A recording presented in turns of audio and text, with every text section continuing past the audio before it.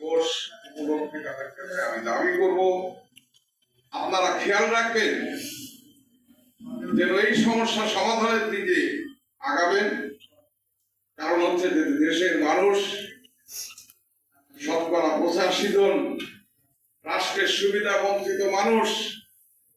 আজকের এই রাষ্ট্রের যে মুনাফাখোর গোষ্ঠী, তারা আজকে মানুষের প্রধান জায়গা হচ্ছে খাদ্য।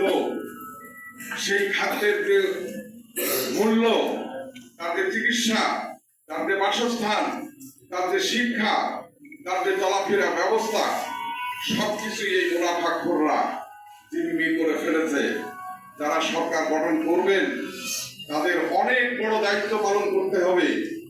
কারণ দীর্ঘদিন আগামী দিনে মৌলানা আব্দুল হামিদ খান ভাসানীর রাষ্ট্র, সরকার, সংবিধান সেটা প্রতিষ্ঠিত করার জন্য যে দায়িত্ব ভাসানী জনশক্তি পার্টি গ্রহণ করেছে, আমরা সবাইকে আশা করব আপনারা যে কথা আমাদের প্রধান অতিথি বললেন যে আমাদের জানা বোঝার জন্য যেসব তথ্য রয়ে গেছে, এই বিষয়গুলো জানা বোঝা করে আগামীতে সিদ্ধান্ত নিয়ে আলোচনা করব এবং কথা বলবো।